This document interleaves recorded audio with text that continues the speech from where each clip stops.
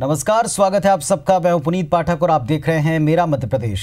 Mission 2019 के महाकुंभ को फतेह करने के लिए अब सियासी दल पूरी तरह से तैयार हैं। दमखम के साथ में मैदान में उतर चुके हैं। काफी सोच समझकर प्रत्याशियों को टिकट दिया जा रहा है। बीजेपी भी अपना प्रदर्शन दोहराने के लिए फूंक फूंक कर कदम रख रहे हैं। पार्टी ने मध्य प्रदेश की 15 सीटों के लिए उम्मीदवारों का ऐलान किया, लेकिन 5 मौजूदा सांसदों का टिकट उसमें कटा। इसके पीछे उनके संसदीय क्षेत्र में विकास समेत तमाम फैक्टर्स को देखा गया। एक नजर इस रिपोर्ट के जरिए उन पर डालते हैं।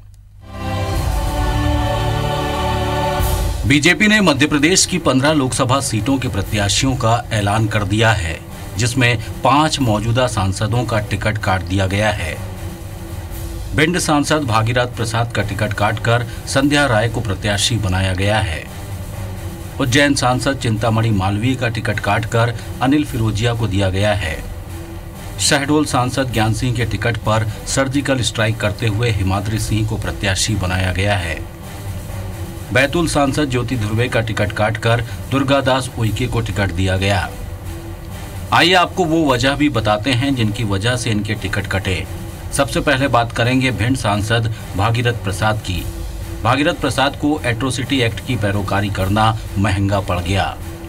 एक तबका इतना नाराज हुआ कि उनके घर की सुरक्षा बढ़ानी पड़ी थी। एट्रोसिटी एक्ट के बाद प्रदेश में सबसे ज्यादा विरोध भागीरथ प्रसाद का ही हुआ था।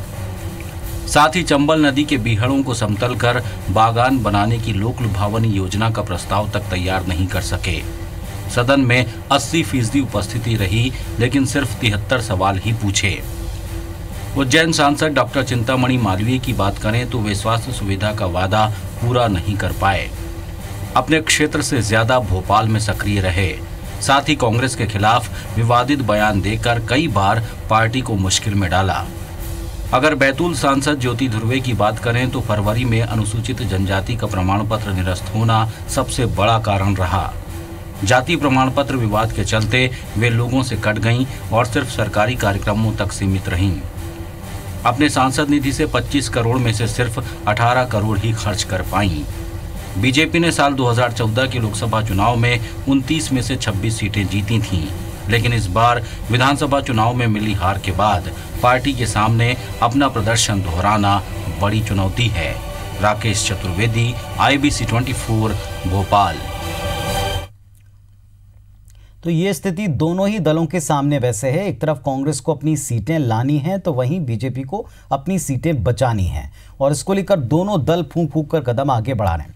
इधर विदिशा लोकसभा सीट से साधना सिंह की दावेदारी का विरोध करने वाले रवीश सिंह चौहान ने साधना सिंह को दिग्विजय सिंह, कमलनाथ या ज्योतिरादित्य सिंधिया के खिलाफ चुनाव लड़ाने की मांग कर डाली। रवीश सिंह ने कहा कि साधना सिंह बड़ी नेता हैं, ऐसे में वो कांग्रेस के बड़े नेताओं के खिलाफ चुनाव मैदान में उतरेंगी तो बीजेपी को फायदा मिलेगा। रवीश सिंह ने कहा कि पीएम मोदी के वंशवाद के खिलाफ लिखे ब्लॉग के बाद साधना सिंह को खुद आगे आकर विदिशा से अपनी दावेदारी छोड़नी चाहिए। भोपाल, गुना या छिंदवाड़ा से चुनाव लड़ने के लिए उनको आगे आना चाहिए, इसमें उनका त्याग दिखेगा। क्योंकि जब शिवराज सिंह जी से आप लोगों ने पूछा था तो उन्होंने कहा मुझे इस बात की जानकारी नहीं है। उन्हें जब इस बात की जानकारी नहीं है और नाम चलाया जा रहा है, दिल्ली में चलाया जा रहा है, तो इसका मतलब यह है कि चाटुकारिता भी मुझे उसमें थोड़ी सी दिखती है। नहीं, साधना सिंह जी को स्वयं आकर अपना नाम वापस लेना चाहिए। वहीं उज्जैन आलोट लोकसभा सीट से भाजपा ने वर्तमान सांसद चिंतामणि मालवीय का टिकट काटकर अनिल फिरोजिया को प्रत्याशी बनाया। टिकट फाइनल होने के बाद आज अनिल फिरोजिया उज्जैन पहुंचे। यहां पार्टी कार्यकर्ताओं ने उनका स्वागत किया। इसके बाद फिरोजिया चिंतामणि मालवीय के साथ महाकाल मंदिर दर्शनों के लिए गए। चिंतामणि मालवीय को एक और जहां संघ कूटे का बताया जाता रहा, तो वहीं पूर्व विधायक अनिल फिरोजिया को पूर्व मुख्यमंत्री शिवराज सिंह का करीबी, जबकि केंद्रीय मंत्री थावरचंद गहलोत उज्जैन सीट पर अपने करीबी सतीश मालवीय को प्रत्याशी बनाने पर अड़े रहे थे। 2013 में अनिल फिरोजिया बीजेपी के टिकट पर तराना विधानसभा सीट से विधायक बने थे, लेकिन इस बार इसी सीट पर वो कांग्रेस के महेश परमार से हार गए। इसके बावजूद उन पर पार्टी ने भरोसा जताते हुए लोकसभा का टिकट देकर एक नया दांव खेला। सभी का मैं बहुत बहुत आभार और धन्यवाद देता हूं, जिन्होंने पुनः मेरे पर विश्वास किया भारतीय जनता पार्टी संगठन के सभी कार्यकर्ताओं को मैं धन्यवाद देता हूँ, जिन्होंने मुझ पर विश्वास करके फिर एक बार जिम्मेदारी का मुझे अवसर दिया है। कार्यकर्ताओं की पार्टी है और किसी का भी पट्टा, किसी की बफूती नहीं होती है। जो पार्टी को योग्य लगता है और पार्टी की परिस्थितियों के अनुसार कि इनकी ये अच्छा काम करेंगे, उनको पार्टी अवसर देती है। निश्चित रूप से अनिल फिरोजिया जी बहुत अच्छा काम करेंगे। निश्चित रूप से ये चुनाव हम बड़े मार्जिन से जीतेंगे। लोकसभा चुनाव के लिए मुरैना श्योपुर सीट से नरेंद्र सिंह तोमर का नाम तय किया गया। नरेंद्र सिंह तोमर पिछले चुनाव में जहां ग्वालियर से सांसद हैं, तो वहीं इस बार पार्टी ने उनका टिकट मुरैना से फाइनल किया। जैसे ही तोमर को मुरैना से टिकट मिलने की घोषणा हुई, बीजेपी कार्यकर्ताओं ने जिला अस्पताल के सामने पटाखे फोड़कर अपनी खुशी का इजहार किया। वहीं शहर के हृदय स्थल हनुमान चौराहे पर भारी संख्या में भाजपा कार्यकर्ता जमा हुए, पटाखे छोड़े, रंग गुलाल एक दूसरे को लगाकर खुशी मनाई। भाजपा जिला अध्यक्ष, मंडल अध्यक्ष समेत अन्य पदाधिकारियों ने जमकर डांस किया।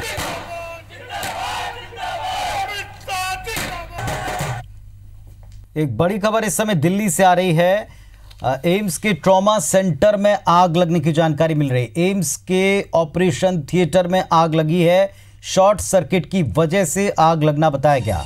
कई लोग इसमें फंसे, इस तरह की आशंका है। दमकल की 4 गाड़ियां आग बुझाने का काम कर रही हैं।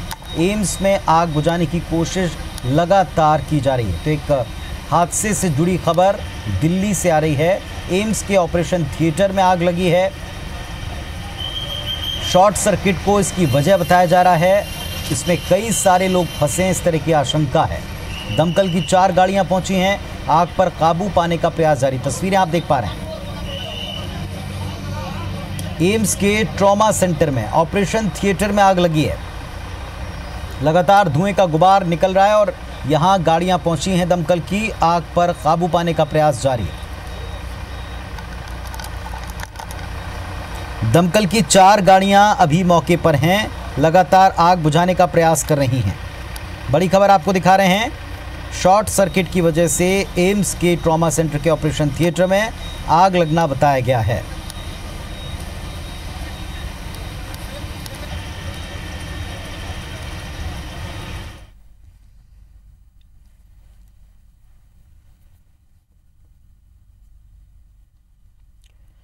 इधर इंदौर में चंद्रगुप्त चौराहे के पास में एक शराब की दुकान में आग लग गई। आग ने धीरे धीरे भयावह रूप लिया और दुकान में सो रहे एक युवक को अपनी चपेट में ले लिया, जिससे युवक की मौके पर ही मौत हो गई।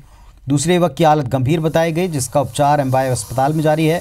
आगजनी की सूचना पर फायर ब्रिगेड की टीम पहुंची।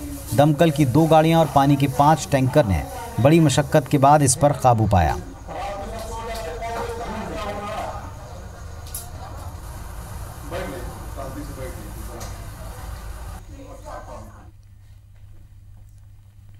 ग्वालियर के कमला राजा अस्पताल परिसर में 2 नवजातों के सिर मिलने से सनसनी फैल गई।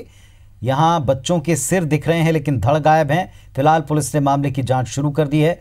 कमला राजा महिला एवं बाल चिकित्सालय के साइकिल स्टैंड के नजदीक खुले मैदान में 2 नवजात बच्चों के सिर मिले। साइकिल स्टैंड के कर्मचारी और अस्पताल सुपरवाइजर ने इसकी सूचना कंपू थाना पुलिस को दी, जिसके बाद पुलिस पहुंची, सिर को कब्जे में लिया, पोस्टमार्टम के लिए भिजवाया।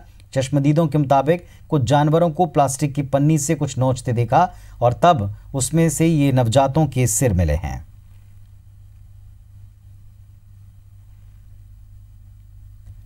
तो इस बुलेटिन में फिलहाल इतना ही। खबरों और अपडेट्स के लिए आप जुड़े रहिए IBS 24 के साथ। नमस्कार।